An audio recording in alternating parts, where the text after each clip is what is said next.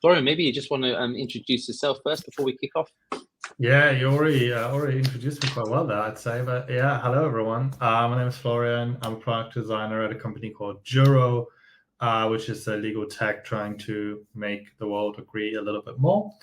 And as William said, I'm also running Open Doors, which is a community, well, more like a hub for junior or early career designers, trying to help you kind of land that first job and also succeed in it. I have a newsletter which I very much would love you to subscribe to, bring you the latest jobs and at least one useful article, and also a little portfolio review every week, showing you kind of like nice examples of portfolios, of early career portfolios that you hopefully can relate to, which I think we'll also be doing tonight, where I'm going to go and show you 3 portfolios that I've picked that I think, obviously will have some room for improvement, and we're going to touch on those things, but also I'm going to show you a lot of things that are done quite nicely, where you hopefully can take some inspiration from, and kind of hopefully kind of relate to what you're seeing and hearing. That's it. Awesome, thanks so much. And just in terms of the format, as I said at the start, so Florian's going to present each portfolio one after the other. And then if you've got any questions, just drop them in the public chat. I'm going to be in the background, and then I'll reappear after each portfolio. And at the end, we can have a discussion more generally about the industry and design. So Florian, let's see if we can get the screen share working first of all. And then once that's up and going, I can then disappear into the ether, and I'll leave you with the portfolios. Yeah, sure. Let's take a look. That looks quite good to me. Awesome. Can everyone see that? Obligatory question. Okay, I can also change the camera layout too. Maybe that's a little bit better. I can put this down small. We get a bigger screen. Okay, I'm going to disappear, Florian. All right, let's do it. Let me just move you over here, guys. I just want to move you guys over into my other screen, so that is working a bit better for me. All right, like I said, I won't really be able to take questions while I'm running through this, but we'll try to pause a little bit after each portfolio to do that. And I'm also going to try to stay on time somewhat, so we can go through all 3 of them. They're quite different, I would say, but all very, very well done in their own way, as a majority. But they all also have things where I think, you can always improve a little bit, or, aspects where they're maybe not necessarily too strong. But one thing I want to point out is that no portfolio is perfect. You have not seen one. My own is certainly very far from that. And it's not about being perfect. It is about positioning yourself well, and showing your work in a very effective way.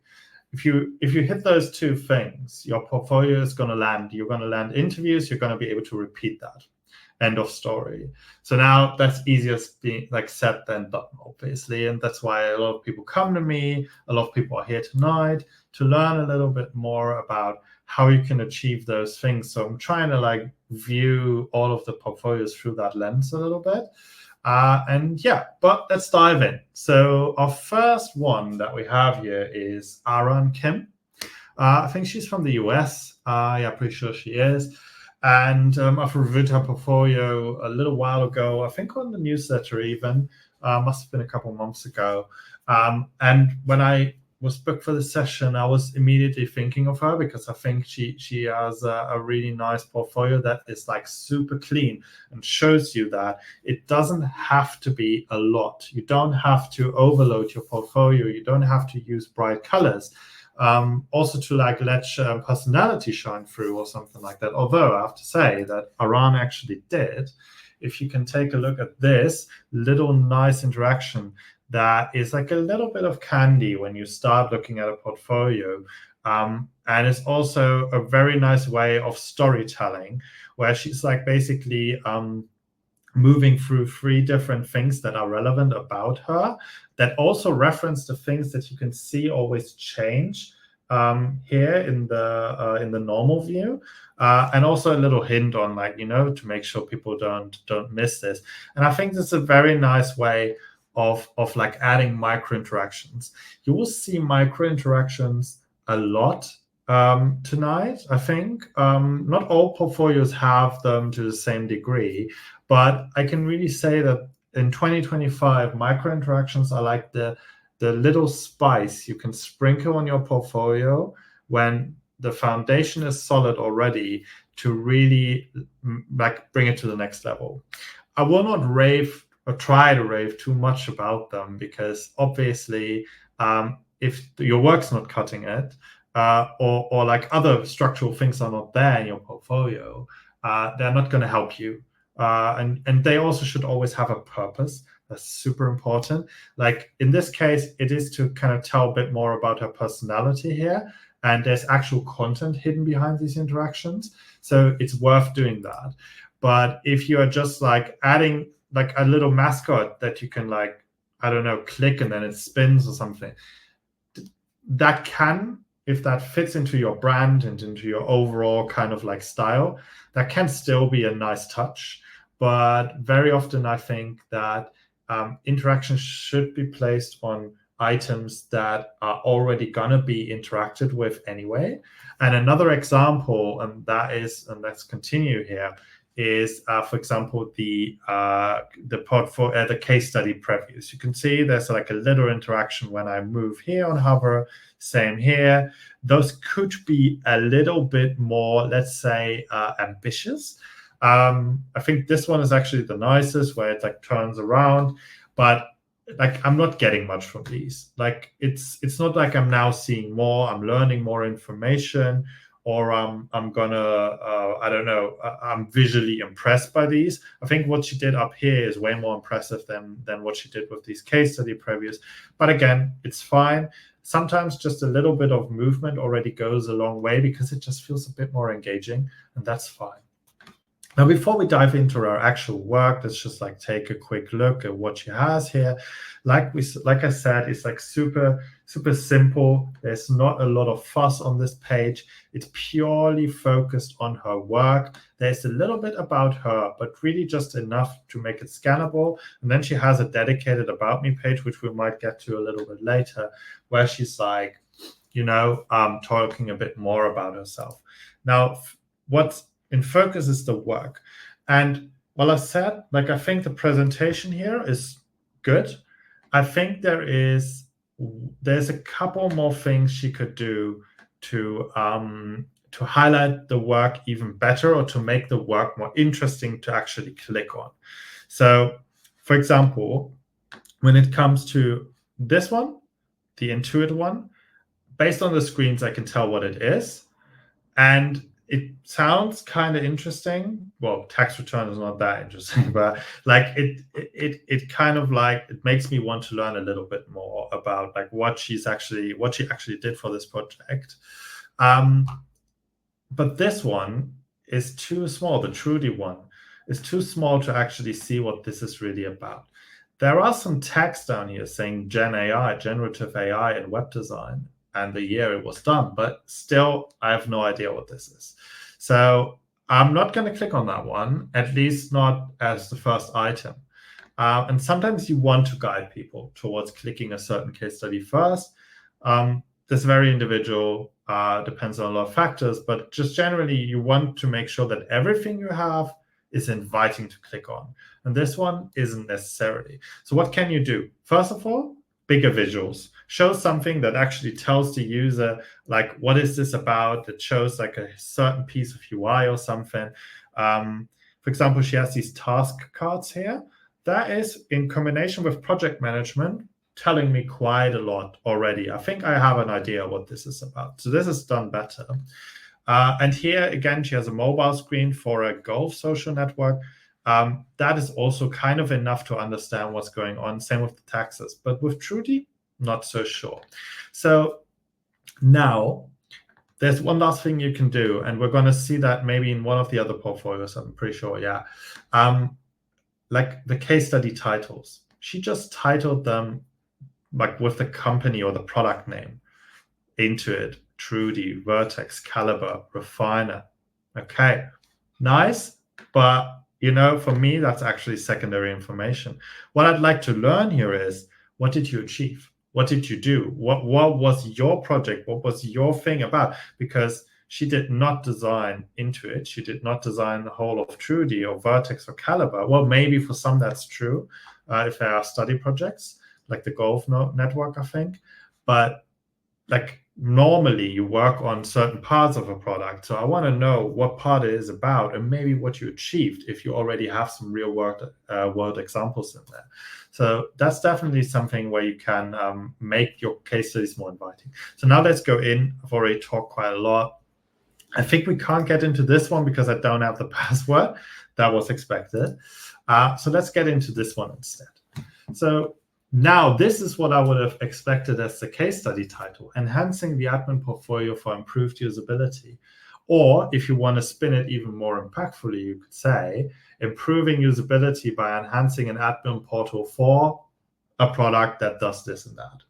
That is really, like, that would be really engaging and interesting to read as a case study title over here on the homepage, because then I would really love to learn, oh, how did she do that? How did she improve usability? Right now, I only know Trudy.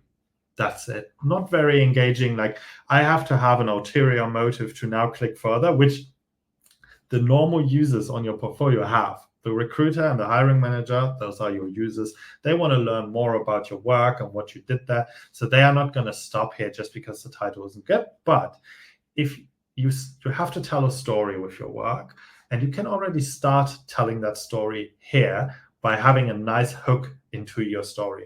And that is what I'd love to have here. So I would have put that as the title. Anyway, let's take a look. So we have the standard kind of stuff that we expect as an overview, her role, the timeline, agency, and a client. Okay, and then some context. Big, nice headings with just enough information to understand what this is about. And also from a typography point of view, I think quite well done. Then showing a key visual. Again, I think that's a good choice. Do not overdo it with these. Don't drop like immediately. Don't drop like 5 visuals here. That's not time or place to do that. So that's quite well done. Then the challenge, again, a visual to support. Although I'm not necessarily always, like, I do see how it connects, but I'm not sure I can actually see the challenge in there.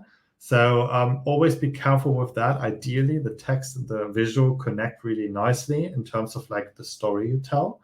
But I think that's okay. We can get away with it. By the way, tonight I'm extra critical because I want to really highlight those little bits that I sometimes, when I do shorter portfolio reviews, where I skip because they are not the most impactful thing you can work on right now, and I'm trying to focus on those. But tonight I'm going to be a bit more picky about stuff. So we've got some discovery here. And this is, by the way, really nice. So this is visual storytelling. Instead of going on in a like a lengthy paragraph about each of these 3 items, which no one's going to read, promise. She chose to use a visual each and really like break it down with 2 lines of text by like what kind of key principles she's kind of like going for. You can do this in all sorts of sections in your portfolio. One where I think this is even better done is, for example, in research, when you have really like complicated results sometimes, or really complex results, and people break them down into chunks that are visually presented like this with an illustration, or just with like very big text, so you can like easily understand the metric or the kind of result without necessarily being like overly detailed with stuff, because that's not what people are looking for. People are looking to scan your portfolio, your case studies, and are looking to go through in a kind of nice, smooth way, and you enable them to do that way. So yeah, let's continue. This is some exploration first, kind of a before and after. Before and after is quite nice. especially if you redesign stuff.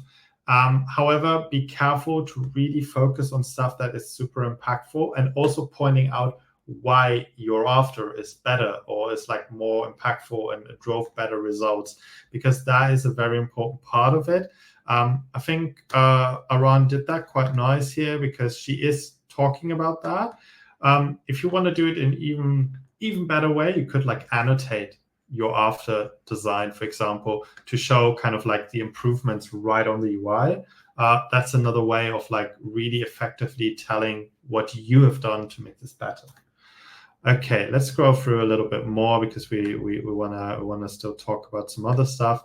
Now we've got an overview of the solution, and here I'd really like to see, first of all, this feels a little repetitive because parts of these screens I've already seen before. But I think the most crucial thing that's missing for me is, from everything that I know about this case study, this piece of work got better because the workflow for the person working with this tool was a bit clunky. And the workflow now got better. And now the best thing you could do is you could actually show me what that workflow, what that user flow would now look like. And how can you do that? With a little video. So you could record yourself running through a prototype of this, just essential flow, nothing like fancy, no big interactions. Like, I'm not asking you to prototype the whole app or something, but like the stuff that you worked on that's now better than before, you can like prototype that in Figma quite quickly usually, and record that as a GIF or as a video in here, and then show me that in the end, instead of like dropping 3 screens that are kind of without a connection. And so that is always something I like to see. I see this quite often, I have to say. Not in Aran's portfolio right now, but like in other portfolios, and I'm pretty sure we're also going to see that tonight in other portfolios.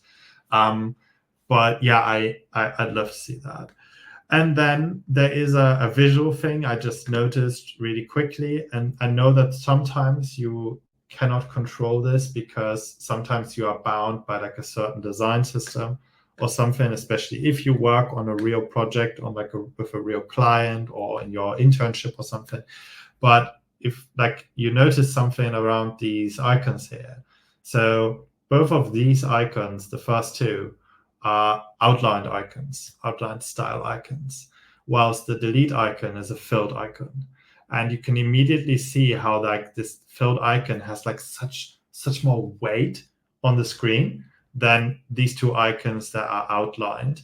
And another thing, and I can't zoom in here, I think, if we open it in a new tab, yeah, maybe a little bit, you can see that the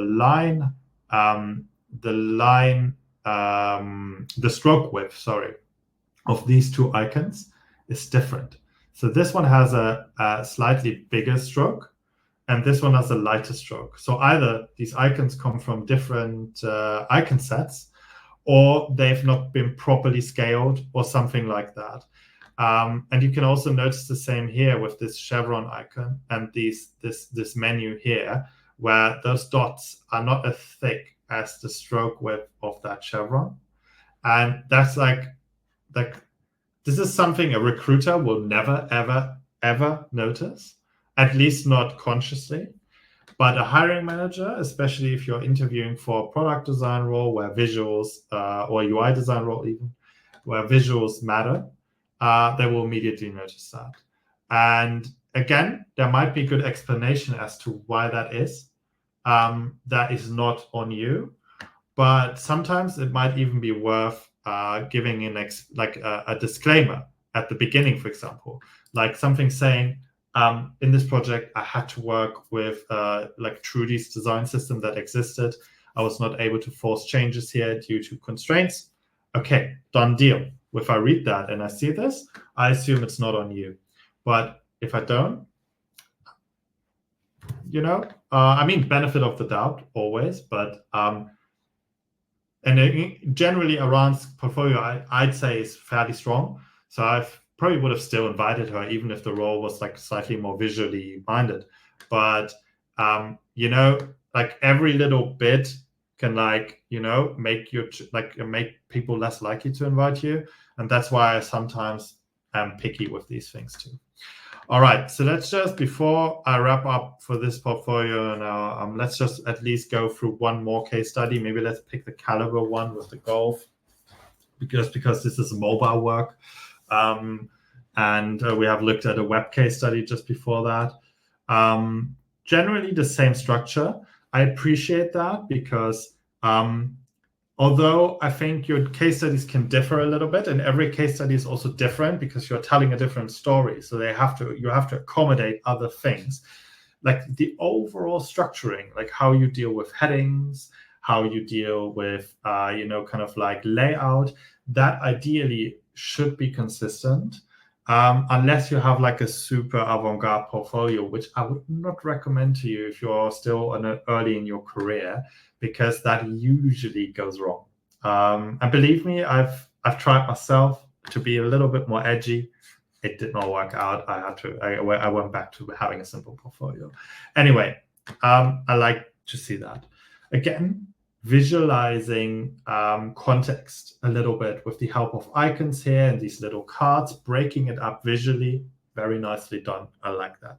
And also here, a little illustration to help with like empathizing and understanding the problem a bit better.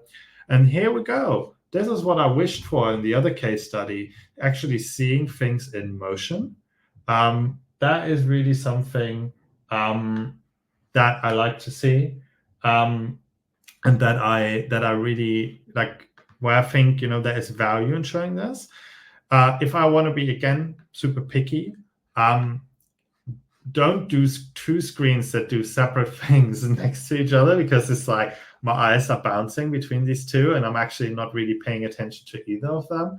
So just like separate it out and like stack them on top of each other, because we are usually processing information from top to bottom. We are also processing it from left to right, but especially when things are moving, it's easier for us to digest if we go from top to bottom rather than going from like left to right or right to left or whatever.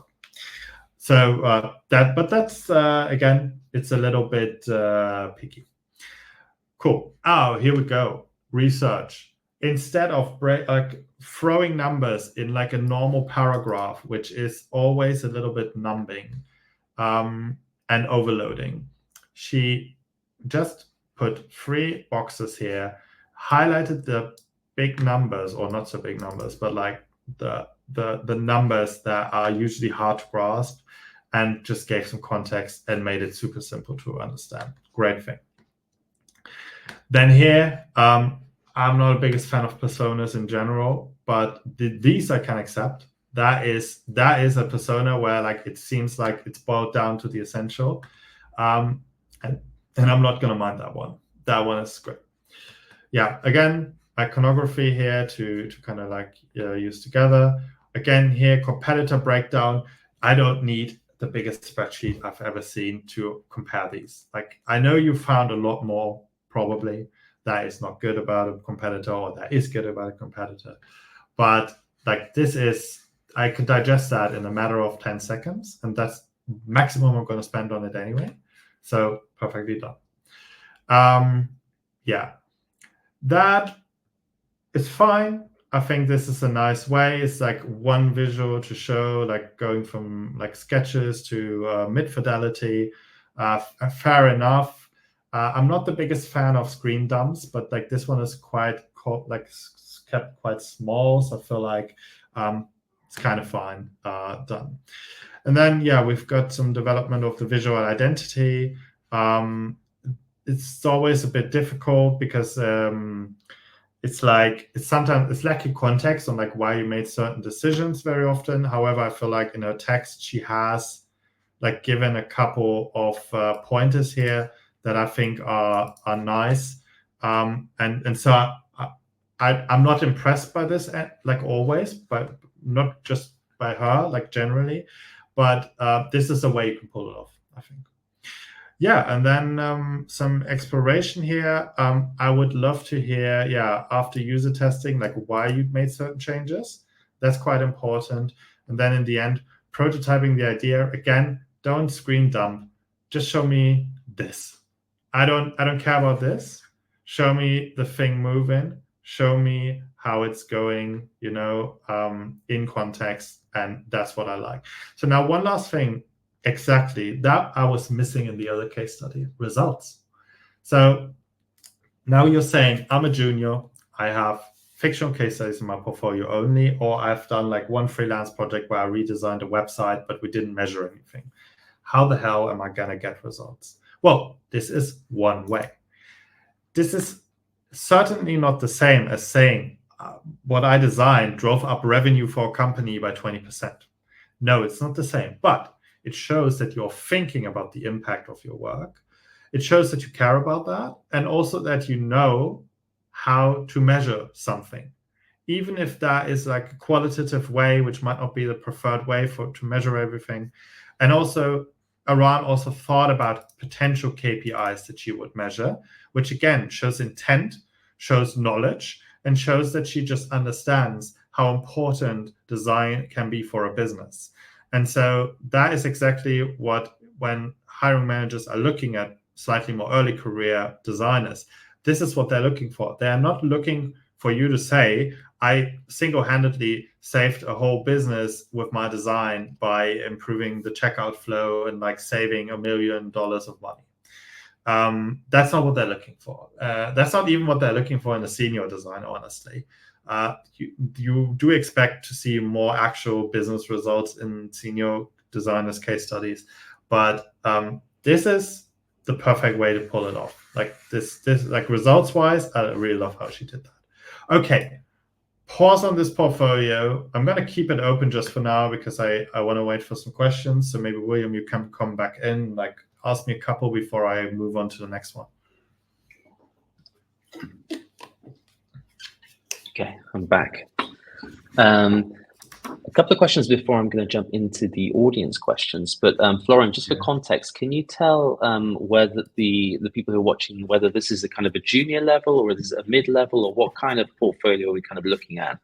Yeah, she is pretty junior.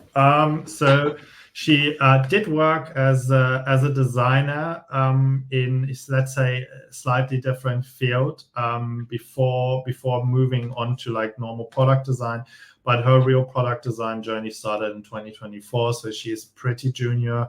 I would say you can see she did a bachelor in fine arts, and then leveled up in UX and UI design here.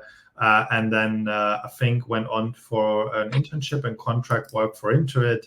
And yeah, so she's not straight out of school, but she is still very early in her career. Yeah, absolutely. Mm-hmm. And then a secondary question to that from my side is that, because I know a lot of people are thinking about career change in the audience, is that this is a portfolio that would land on a hiring desk. When it came to the interview round, would the portfolio be brought out again, and would the candidate be asked to walk through the portfolio as presented? So what's usually happening, roughly at the second stage, sometimes the third stage, you're gonna get the invite to an interview that's called portfolio review, portfolio walkthrough, case study, presentation, something like that. And that's exactly what you're referring to. This happens almost in every interview cycle, I would say. However, my personal recommendation is, this depends a little bit on your talking and interviewing style, but my personal recommendation is don't actually show your portfolio in those sessions.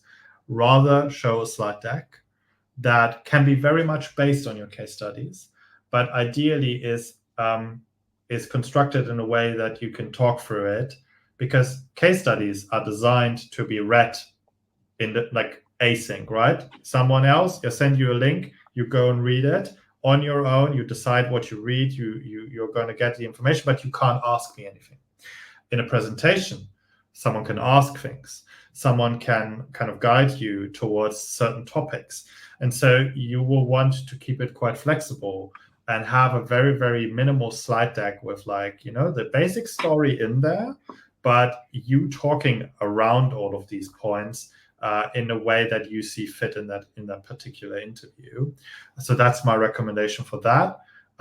But I've also seen people successfully talking through their portfolio. What you have to make sure of is to not just start reading it out loud, because if you catch yourself doing that, you need a slide deck. All right, that's great advice.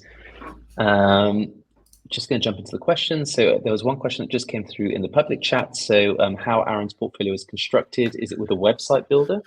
Yeah, so we just took a quick look at the source code here, little trick. This is a Framer portfolio. So this was done with Framer.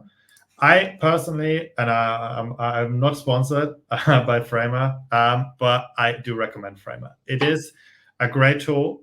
It lets you go from Figma to Framer quite quickly with the plugin. But even if you would do it from scratch in Framer, there are great templates. And it's also not very hard to build from scratch because it feels very similar to Figma. There are some concepts that are different around components and such, but overall, it's quite easy to get started. And you can even get started for free. The only downside that you will have is you will have and I think we're actually going to see that in a little bit. You're going to have a little badge saying like made with Framer down here. And you can't use your normal domain like Aran did here, but you can set a custom Framer domain for free, and you can just use it. And no one will bat an eye. Like no one cares about that little badge and the non-custom domain. As long as your portfolio is good, no worries. So I recommend Framer. Webflow is also a good choice.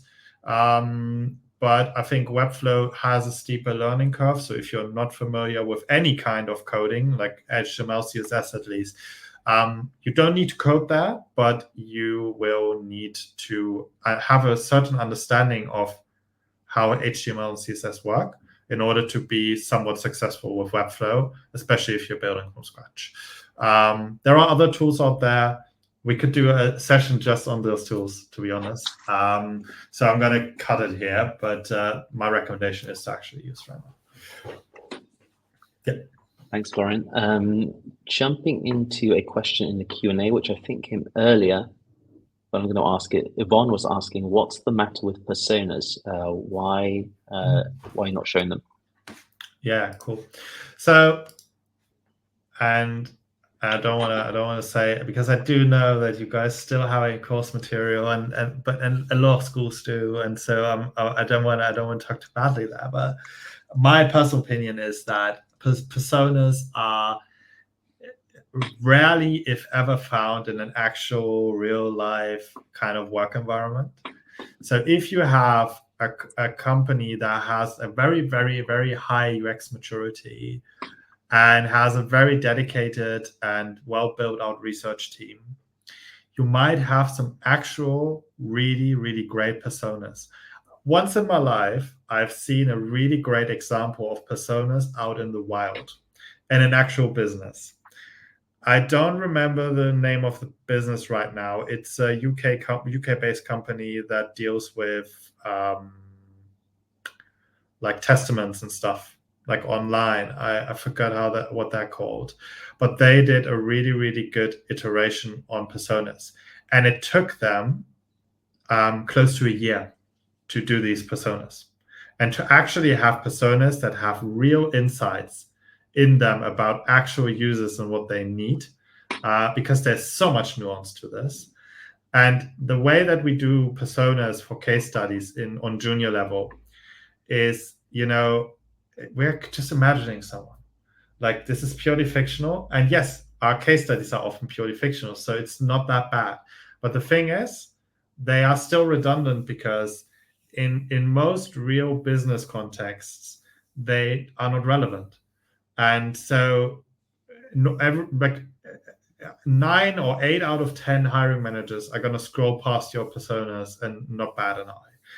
This is a nice solution, what Aran did here, because it's breaking down absolutely simple information that is probably still imagined, and therefore, not necessarily the best guidance, but it is, you're not making me read a whole brief on a person that doesn't exist and doesn't actually have impact on the work that I'm going to do.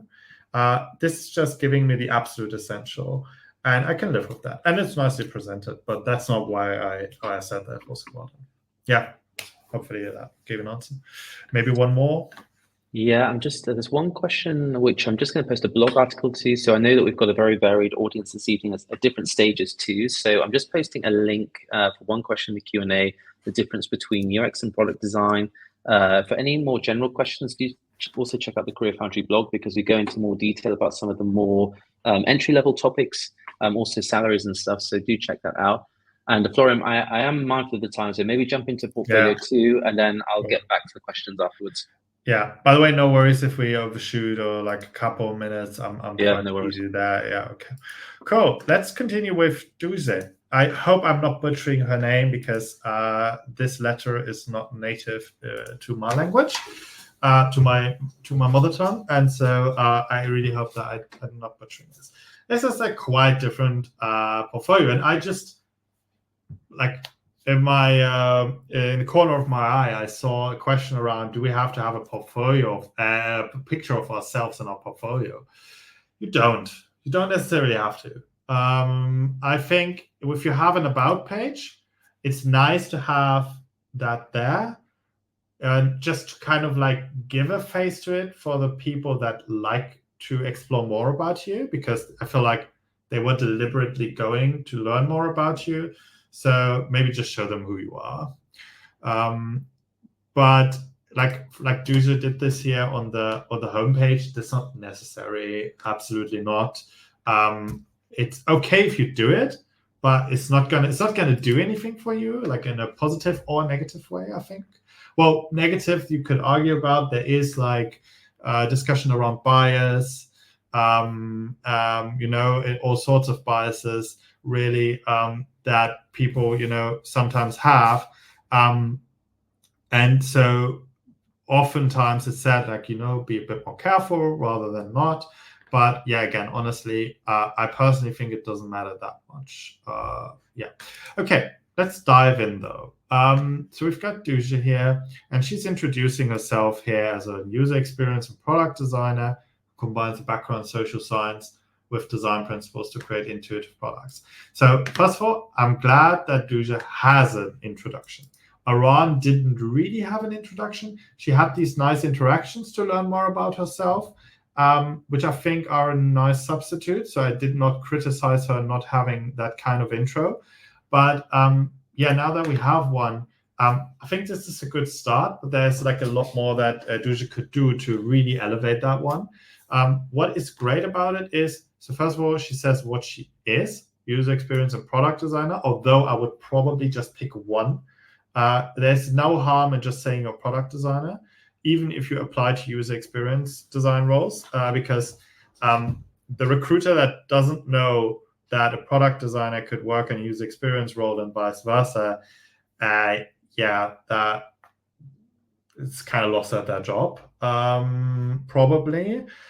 Because most of the time they are doing very similar things. There is so much overlap, and although those roles can be slightly different, there's no reason to exclude someone just because they put that one title on there and not the other.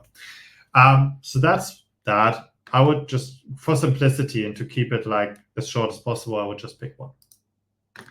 She combines a background, and that I think is particularly interesting to many people here who are probably career changers. Excuse me. Background is always great to mention. You don't need to necessarily mention how much years of experience you have in your background, or if you have multiple backgrounds, you don't have to like list them all. But the most impactful one, or just the one that you have, is always great to mention, because this is already priming the person looking at it to expect a maybe slightly different set of skills here, because that is what we often bring from these other careers, these backgrounds. We bring skills that other designers might not have because they come from a very different angle or just straight out of school or something. And so background, always great to mention, and I think that's well done. Now she mixes that with design principles to create intuitive products. This part is a little bit redundant, and that is what I'd rework. Instead, I would put a focus on the actual skills that Duja excels in. And Duja herself has to know what that is. Like based on our portfolio, I can make a guess, but and I'm just going to show you one other intro that's not actually part of our review today. And that's Chen, because she nailed this, absolutely nailed this. Chen is a systems thinking product designer with a knack, and here we go, for UX research and product thinking, especially in new and engaging tech.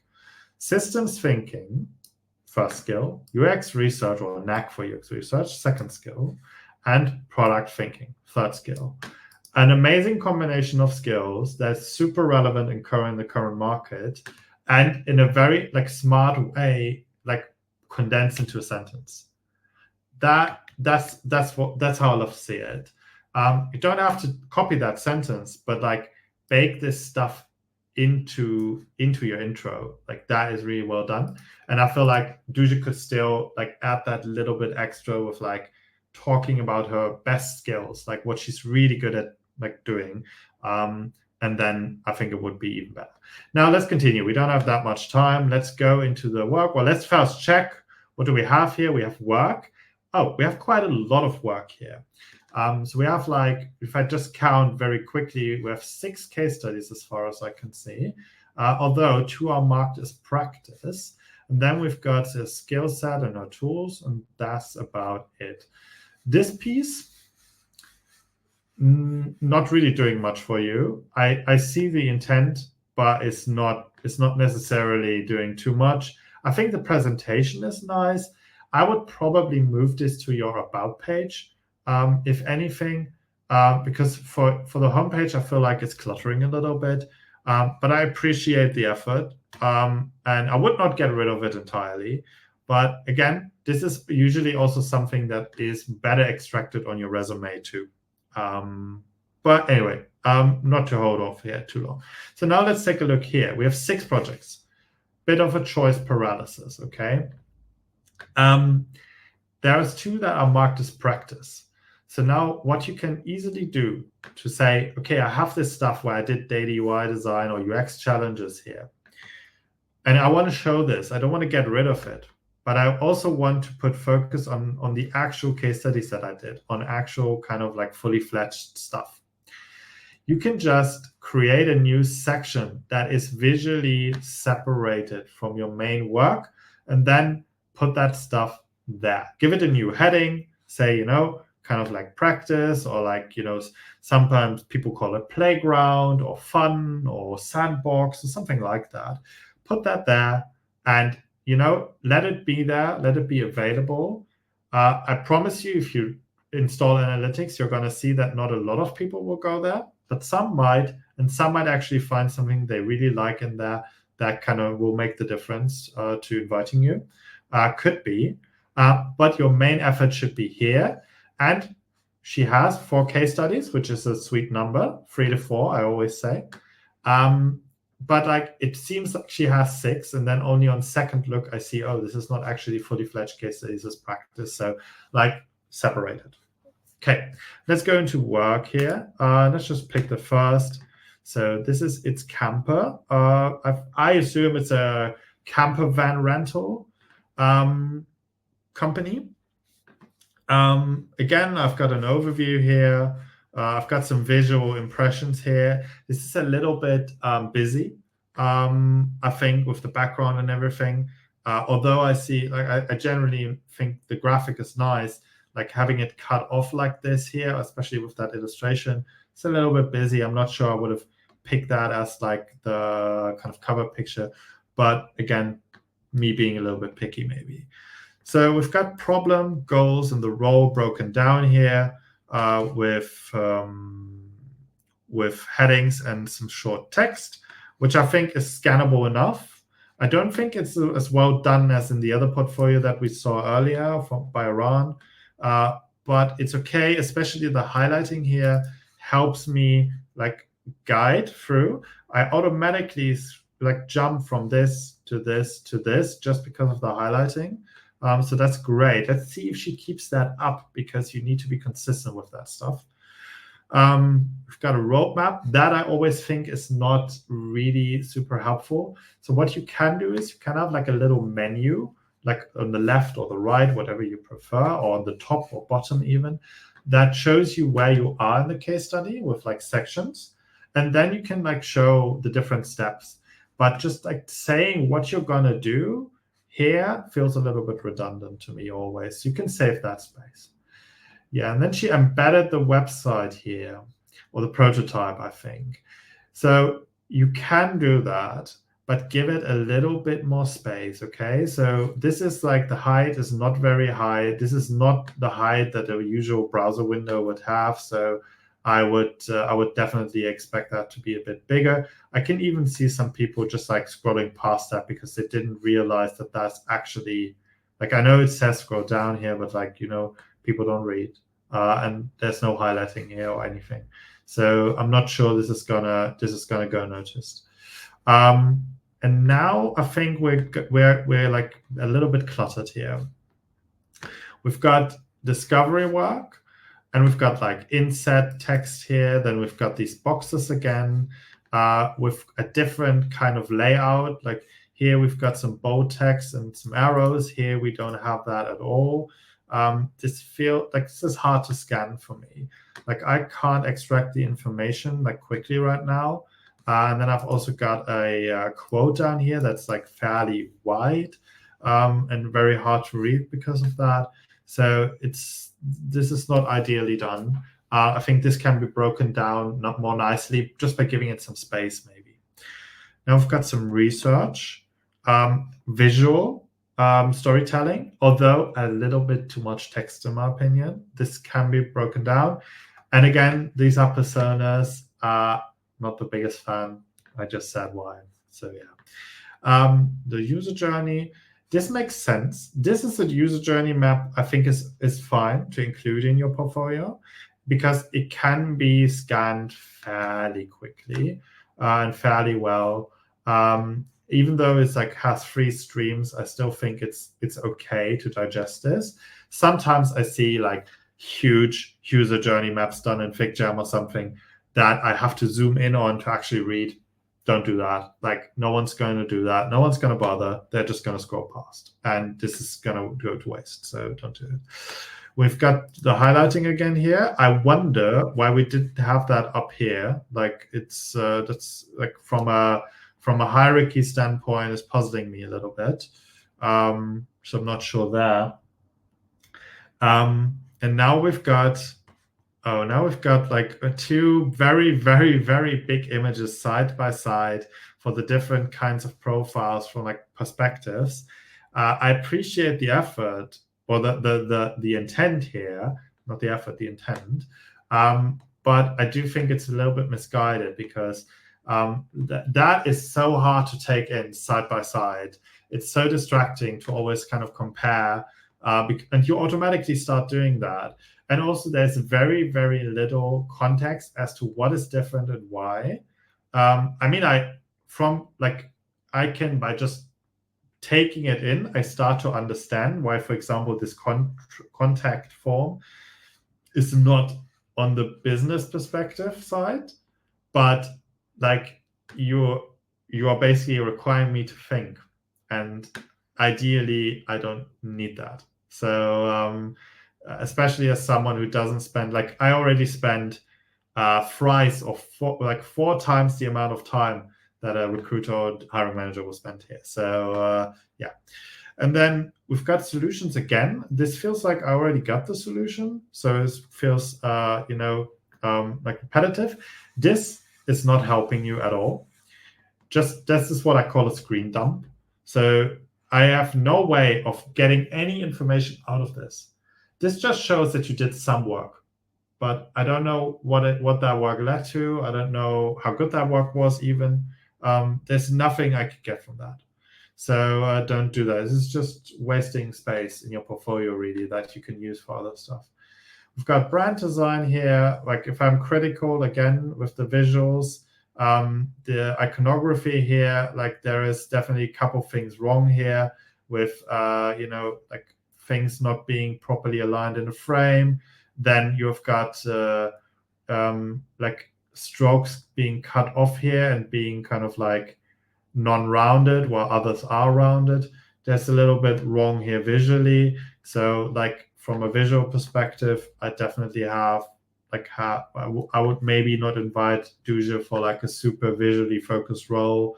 But for like a UX role, I saw quite a lot of good material. So yeah, and it's fine. You can't always be the best at everything.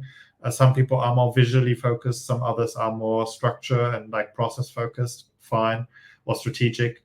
Perfectly fine. So yeah, and then again, we've got a screen dump of a lot of screens, some UI elements.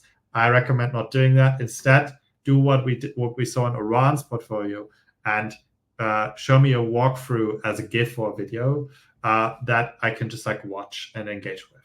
What is nice is she actually links back to the actual website she did, so you can see her work implemented here live.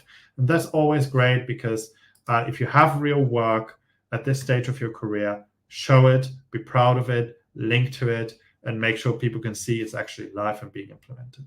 So now we're going to cut this one short. We saw one case study. We saw the general portfolio. Let's take some questions before I go into the last one and show you some more.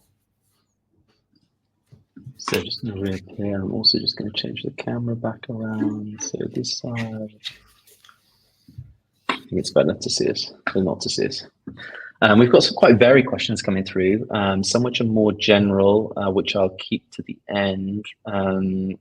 One which came in earlier from Javed, should my resume on my portfolio, should my resume be put on my portfolio or just some information about me, data privacy concerns? Yeah, so difficult. A lot of people do it. I see it a lot. And from a pure hiring perspective or like hiring or recruiter perspective, it absolutely does no harm. On the contrary, I personally, when I you have to see, like I have been involved in hiring and I've been a hiring manager. But most of the time when I look at portfolios, I do it as a mentor. So I have a slightly different view. I very often click on your resume just to understand what's your background. But I was not being sent your resume usually alongside the portfolio as a recruiter would. So I do think it can be nice for people who are like, a little bit sloppy or lazy to just get access to your resume quickly, like for recruiters and hiring managers. If you have privacy concerns, you can use a resume that has like some personal information, like the phone number and stuff crossed out or like, redacted or whatever. Because usually no one's going to work with the version they pulled from your portfolio and assume that they get all the details in there. This is usually more for context. So if you want to like do a more anonymized version of your resume on your portfolio, I think that's perfectly fine.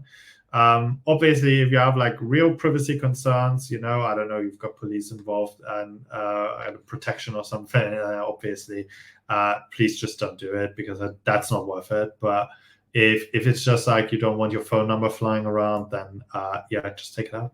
It's no problem. Cool. I'm going to ask one other question which came through, which I think would be is well timed now. So Giovanna asked a little bit earlier, Florian, can you provide us advice on showcasing a website portfolio versus a PDF portfolio? How extensive should our portfolio be on the website compared to the PDF version? Some companies require a PDF portfolio, even if we have an online version. How should we approach this? Thanks. Yeah. It's a little bit of a red flag, really, if they do. But anyway, I don't want to.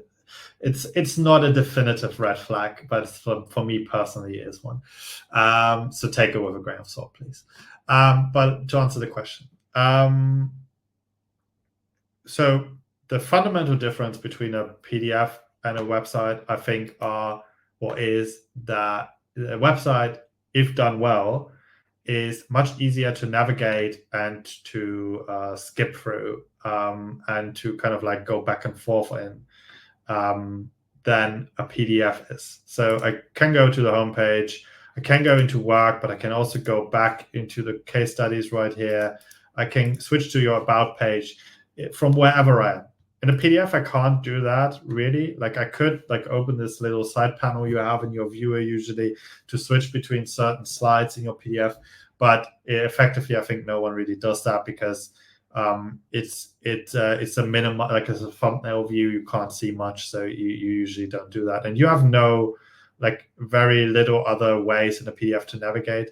Sometimes some viewers let you use the structure and like the hierarchy of the headings sometimes, but not even all viewers support that properly or show it properly. So it's very inconsistent. So the main difference is, and it can also be seen as a benefit because the PDF, and I do always recommend having a website, by the way. Like I do not recommend just having a PDF. It might depend with where you live and which market you are applying. But like I know in Germany, that's sometimes happening with like requiring PDFs. And again, personally think it's a red flag. But for example, in the US, you will be very rarely see that. Be seeing that, I think. So always have a website. But in the PDF, one fundamental difference, and it can be seen as a benefit, is you are kind of in control what the person sees first and what they see last. The cool thing here is that if you, for example, apply for a role where you know, oh, one of my case studies is a really good fit or a really good example of showing how I'm a good fit for that particular role, you can in your PDF portfolio just swap the pages to the start of your portfolio to make sure they see this case study first and make sure that they see that what you think is going to show them a fit. Whilst here, you cannot do that. You can't, like you could do it, but it would take you a long time to set that up, and you don't want that. You don't want to waste your time on that, honestly. Like it's not worth that. But here, if I go here, and one of these is a good fit for the role you apply to, and I'm the hiring manager or something, I'm just gonna still pick what I think is most interesting. So obviously, ideally, like I said earlier, with titles and stuff, you guide people towards the stuff that is most interesting to them. But still, it is kind of like down to the person looking at it rather than it is up to you. And so that is a fundamental difference you should acknowledge. And then the last bit I'm going to say on that before we maybe, I don't even know if we can dive into the last one. Let me know, William, if we can like do a little bit more. I'm willing to. But the last bit on PDFs is keep them a little bit shorter. Cut any fluff, because no one's going to review a 30-page portfolio. Keep it at like maximum 15, if possible. I know this means cutting your case studies slightly shorter, or even way shorter, depending on how much you have on a website. You shouldn't have too much on a website either, but PDFs should definitely be shorter. All right. What's your take, William? Do you think we can... Let's jump into portfolio 3. Cool. All right. Yeah, Let's go for it. Let's go for it. All right, let's go. Okay, that's Nivedita. So Nivedita has slightly more experience, but not as a UX designer necessarily, but rather as a front-end developer. So she was a front-end developer first, and now is a UX designer. And she obviously kind of blends those things a little bit, which her very bold headline makes super clear already. Informed by data and powered by code. Like that's a nice way of like displaying your background. And then because that is a very short line, she also goes into a bit more detail here, which I think is a nice touch. Again, she has like some kind of, interaction. No, it's not an interaction, an animation here. Perfectly fine to do that. Don't feel like you have to overload your portfolio with stuff like that, but it's like a nice touch and kind of on brand. Kind of defining her visually a little bit. I think this is nicely done in general. But I like this intro. This is, for example, a really nice way of how you can like break up your intro. One big line that tells the most important, and then a little bit of more context here, slightly smaller. Maybe from like a visual perspective, I would have like aligned this with this text, but maybe I'm just boring there. So yeah, don't mind me there. All right, let's dive into her work and let's take a look. So Nivedita is doing exactly what I wished the other two would have done, and wrote slightly, or not only slightly, but actually way more interesting case study titles. So This one is not so good, like a UX journey to the first client. Okay, like that's very ambiguous. But scaling Diana from 500 to 50K, that's huge. Like that is a lot of people, and that tells me she worked on an actual product here. And then also the sub headline tells me she led change in product strategy that led to 100 times increase in user base and lower costs. That is an achievement, right? Like, and again, don't feel bad if you do not have experience where you can say something like that. You can still talk about enhancing usability, or I don't know, like, simplifying something for users. Those are also things that are maybe not as strong as these number games, but they are still more like evoking and more engaging than just saying Spotify when you redesign Spotify app, for example. Because that's like, oh yeah, Spotify now, what am I going to do with that? And then she was also recognized by Google Play India here for her design, or for this app. Again, that's like a huge achievement. And so I think that's something you can kind of boast about if you have something like that in the titles. Before we go into the work, let's just quickly look here. So she did this really nice kind of like journey from like, I think architecture, and then code somewhere here, and a 3D design, to actually, where she is now. She has a very varied background, I would say, and is even actually encompassing more than what she's telling up here, data and code. There seems to be more in here, architecture, 3D stuff. So there's a lot that she does.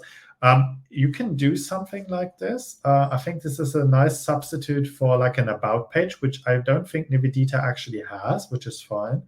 But keep this a little bit shorter. Make this more scannable if you do something like this. I think the timeline view is quite nice. Like, you'll be able to scroll here. This is well done, I'd say. And also she links back to her case studies here when she talks about achievements, which is, again, a cool thing to do. I like that. But yeah, make sure to keep it a bit shorter.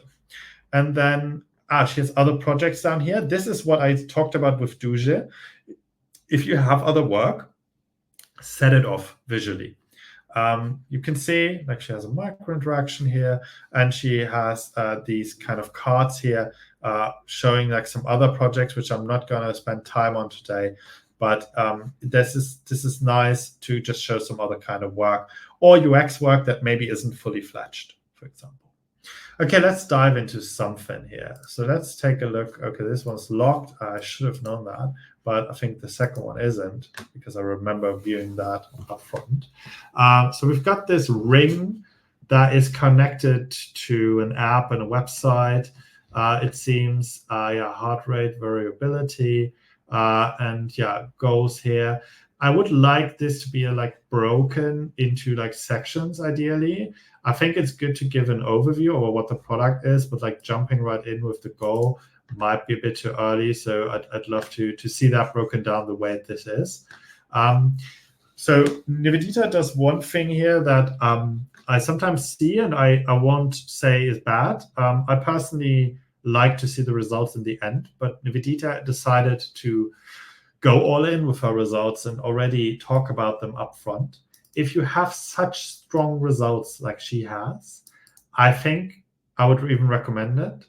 If you are like kind of scraping for results a little bit, like you have a fictional case study, you only have qualitative stuff, keep it to the end. Unless you really got like super impressive stuff there. But usually, if you don't have like, you can tell like I increased user numbers, revenue, whatever, I don't think it's worth already boasting about it here. And then she has a testimonial in here that I would really position at the end, because this is a nice way to close a case study. I mean, it's obviously nice to build anticipation, but I rather feel like, show me what you've done first and then kind of boast about how well you've done. But you should boast, for sure. We've got some visual here explaining kind of like how it went. I'm not sure what the up and down means here. Like, this might need a little bit more context. and feels a little bit lost. But then again, I really love what she did here. She broke down like 3 kind of core issues and then backed it up nicely with super short quotes that are visually like standing out. So I'm 100% sure to see and read these, which is great. If they help the story, obviously, I feel like these do. But obviously, if you have like, I don't know, quotes that where you're doubting they are really meaningful, like obviously do not give them that treatment. Here, I wonder what's going on with the layout. Like, why is this over here while this is over here? This is a little bit weird and like from a visual standpoint, kind of confuses me. But yeah, at this stage, I'm not closing your portfolio because of that. Now we see a user flow, which I think is commented on here. That is nice actually, because if you just have like a user flow, you have to like compare what's like different here and why did she do that? She gave the context. So I think it's generally a little bit tricky to show these kinds of user flows, especially if they are complex. I've seen things more complex shown there in the past, and I think it's a very tough thing to do. Usually it doesn't work out very well. But this, I think, is quite nice because she really pinpointed the exact moments in the user flow that she modified to make it better. So yeah, visually, this could be presented slightly nicer. The image is cut off here on the right and feels like a little bit abrupt.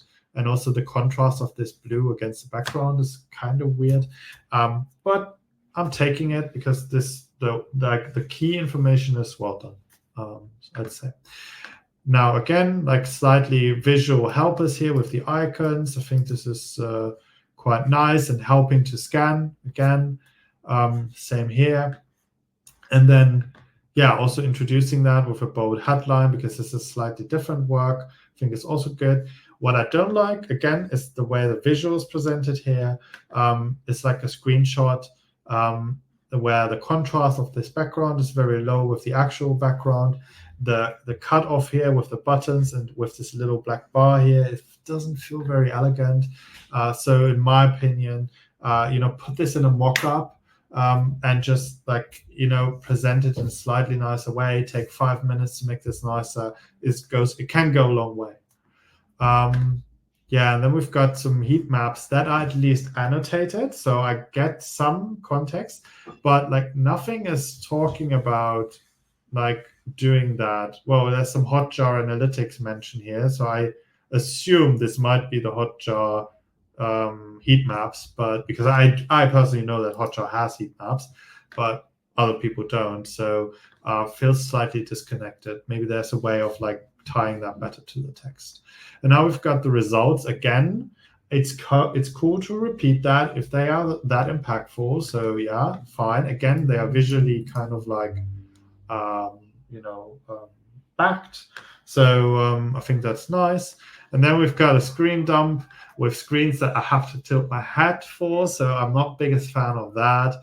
And also I can't really, like, they are out of context. I don't know what is what here. There's no explanation for many of these things. Those don't do much for you, I would say. But then she has some learnings. And actually, I think, they are not the best learnings I've ever seen, but they are certainly touching on aspects that, especially for early career designers, are important. Cross-functional team, balancing timelines, requirements, constraints. Those are all topics very relevant when you hire someone early career. And so kind of talking about that she learned a lot about that, although I would have loved to learn more what she learned, is not the worst thing to do. All right. There's obviously more to every portfolio we've seen. I could talk more about every single one. We could look at other case studies and such. But let me hear if you have any more questions about the actual portfolios or about anything in general. We can take maybe like 5 to 10 to just close it off nicely. And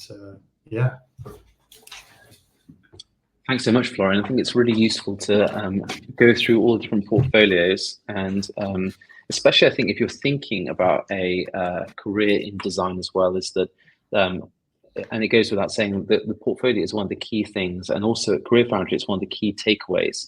So I think the fantastic thing is that you're building this portfolio, and then as we've seen and as you've explained, you're presenting it to a hiring manager, and that's how you land the job.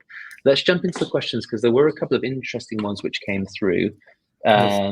And apologies if I pronounce anyone's name wrong. Nicella was asking, is it good to add small tags on the case studies, thumbnails, as seen in Portfolio 2 with practices, but with UX tags? Yeah, interesting. I like this. Okay, and then there's also obviously the option to do it like this.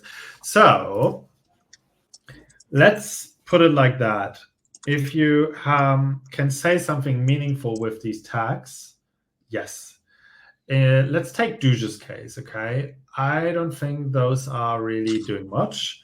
It says product design, it says redesign, it says app design, it says feature design.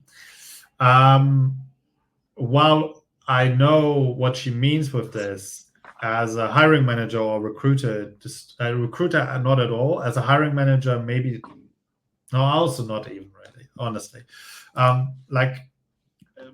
All of this work is product design, so she could put this tag on all of them. Yes, this is a redesign of an existing product.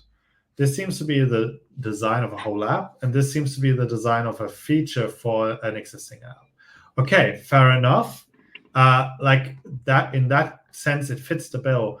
But like, what kind of value am I deriving from that as a user, as a hiring manager? Not a lot. So instead, what I'd love to hear, for example, is what kind of metric were you focused on, or what kind of industry is this in also, for example. Sometimes it is clear from the context, but very often it isn't. And if, I'm working for a company that, like, I'm working for legal tech, okay? And if I go somewhere on a portfolio and I see a legal tech case study, or a case study in a field that is kind of adjacent to legal tech, then I am more interested, but help me understand that it is quicker. So I think what Nivedita did is slightly better, but still not hitting the nail on the head there. She's more talking about the actual contents of her case study. So if you want to say something with something like a tag, say something meaningful that helps the person evaluate which case study to first look at based on what they are looking to see. If you can do that, do it. If you don't know how to do that, or if you feel like your work is like very similar, for example, and there isn't too much difference, don't do it. Never add clutter to these previews. An image, a headline, a CTA to read, and potentially like a sub-headline like here, not more. You don't need more in these case study previews usually. Again, tags optional only if they're meaningful. Cool. Thanks, Florian. Another question that came through from Yasmin was, what's the balance to strike between explaining the process versus showing a final product? Would you weigh more towards showing the journey versus the end result? Yeah, that's a good question. So, well, as all things in life, you want to have a nice balance between the two. I'm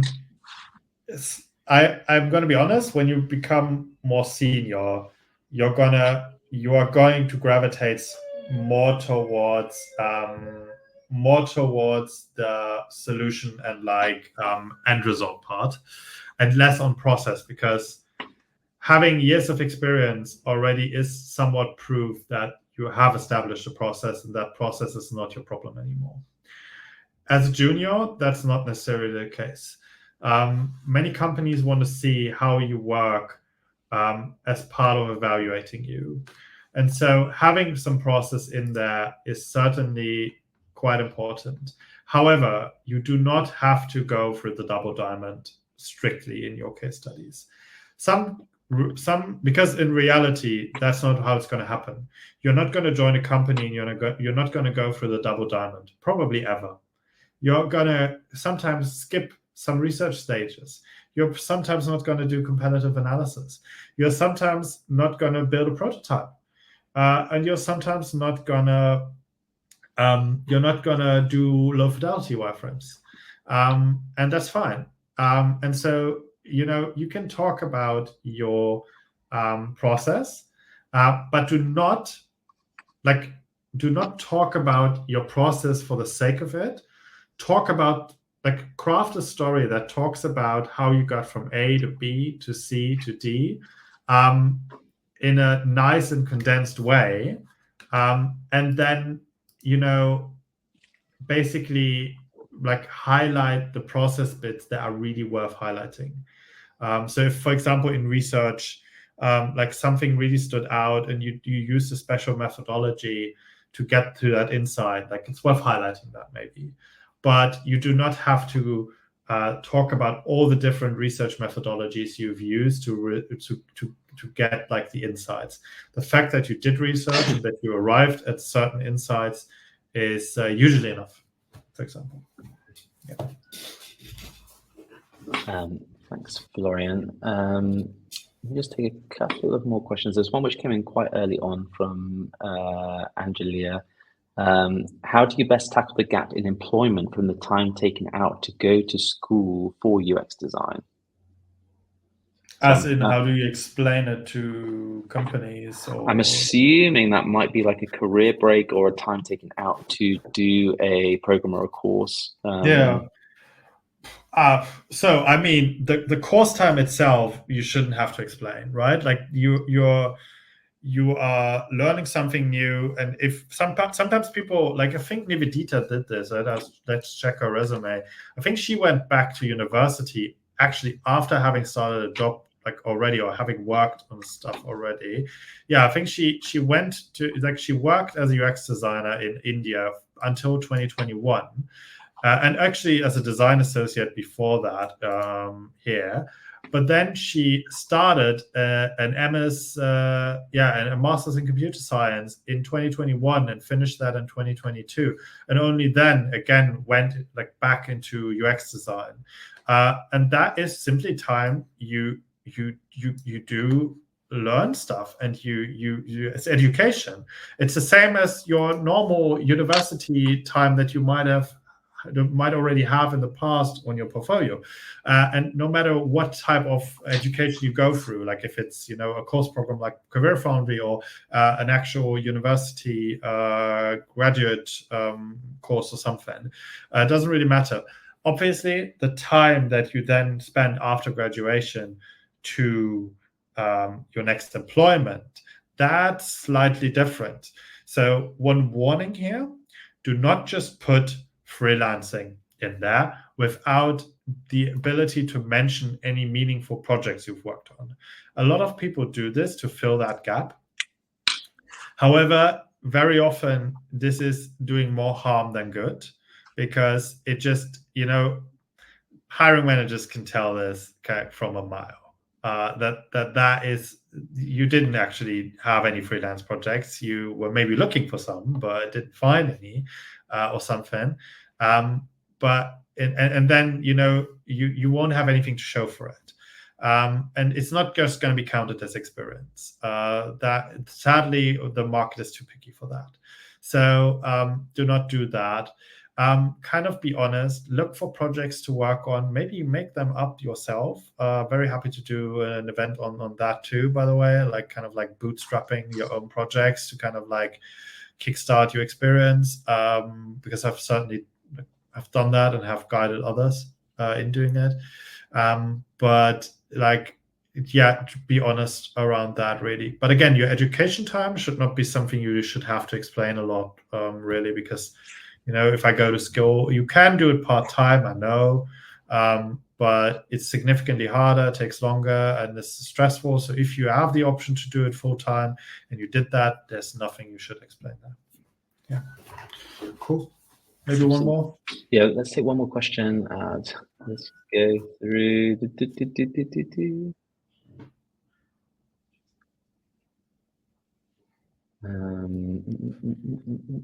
Well, there's actually one question which came through, which I think there was a sentiment which was running through a few messages. But maybe just, Florian, what's the snapshot of the industry at the moment? Because we're looking at portfolios. What is the job market like for design at the moment, and what are the challenges and what are the opportunities? Just your quick kind of overview of what's going on at the moment. Yeah, cool. Yeah, that's a good one to close on. I wish it was a slightly more positive note to close on. I'm not going to say it's all bad, but obviously, I just wished to tell you, it's all nice and sunny out there right now. That's definitely not the case. I think most of us know that already. It shouldn't be big news, but it is getting better again. We're seeing more roles. And like I run open doors, right? So I ran open doors for 2 years now. And what has always been there is the job board, where I only post junior jobs exclusively. There's no job on there that requires more than 2 years of experience or any experience at all. And so I see how many jobs I get. Like I get to post on that job board every week, and they have definitely been increasing. Especially the dedicated junior jobs, they have been increasing. And just generally also the normal kind of like roles where maybe they are not necessarily looking for a junior, but also they are open for junior. They are increasing. It's not like it's skyrocketing or anything. It's not like I'm going to say in October we're going to be back in Wonderland and everything's going to be fine. Everyone's getting a job if they, no matter how good their portfolio is. No, that's not like I don't think we're going to go back to magical times, but we are definitely seeing increase, like a healthy kind of like restoration again.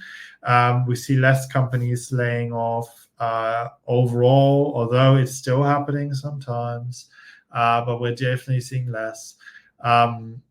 Also fully depends on industries and such, but yeah, and I feel that it's getting slightly better.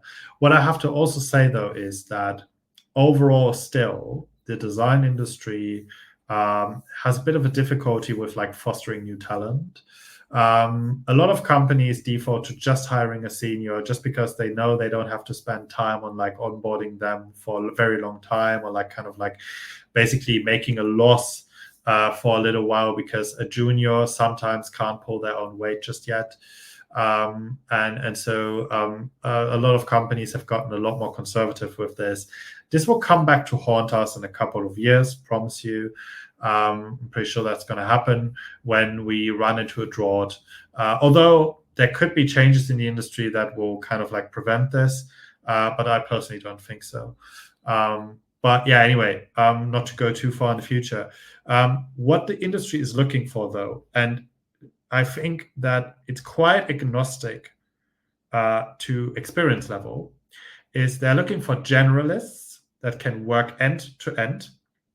So not being focused fully on research, not being just focused on UI, but like being able to work from the very beginning, where you sit down with product manager and discuss what you actually want to work on, right to the very end where you actually ship the solution. Not you ship the solution, but like engineers ship the solution, and you also keep an eye on the metrics. You actually care about like what's going on there, and you are there for the full journey.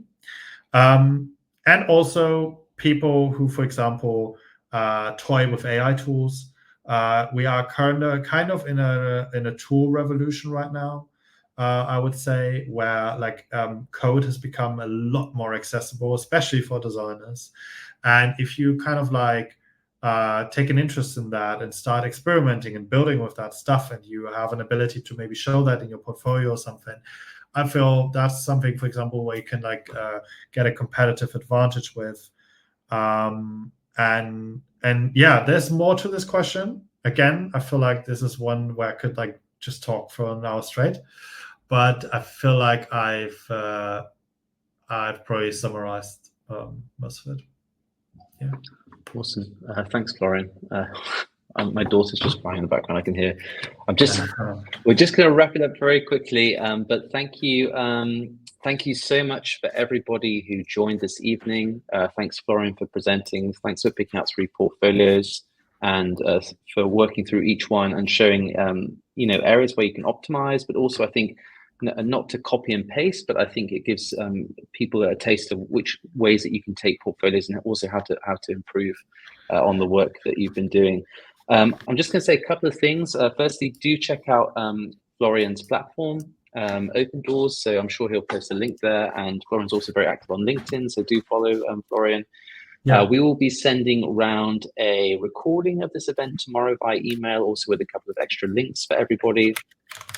So do check that. We are currently offering a scholarship at the moment, a partial scholarship of our design program. So if you're interested in that, do book a call with a program advisor. And if you want to talk about maybe jobs, design jobs in your locality, the CareerFoundry curriculum, how CareerFoundry's job guarantee works, or about what projects you'll be working on as part of your portfolio at CareerFoundry, then feel free to ask those questions to our program advisors. And yes, we've got some upcoming events too. So if you go on the CareerFoundry events page, I think we have got some more design events or general career coaching events, also about AI coming up. We've got one in April with Sammy Gardner, who is a career coach looking at how to beat the bots, how to stay ahead of the curve on the jobs market currently with AI. And I think we'll be having some more design events too. Florian suggested a really good one this evening, bootstrapping own projects together with a little experience. So maybe that's something that we could see going forward.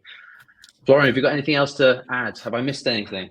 No, I don't think so. I pasted the links into chat, so if you want to check out Open Doors or follow me on LinkedIn or talk about something there, feel free. I also offer mentoring and portfolio reviews, like dedicated ones, as a service. So if you want to take a look at that, feel free to do that and to hit me up there.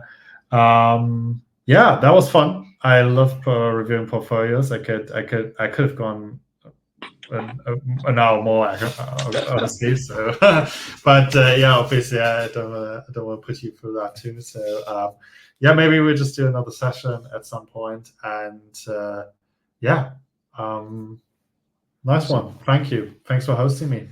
Yeah, thanks so much. And just to add as well, I think some people who may be watching this evening are thinking about taking the first step, and Florian is living proof that Florian changed careers and did a boot camp, UI design program, and is now working in a leading role. So it just goes to show that it can be done, and I think one of the most important things is like taking the first step. So Florian, thanks so much for coming on this evening and sharing all your expertise. And yeah, thanks everybody for joining. And yeah, see you next time. Yeah, see you everyone. Thank you.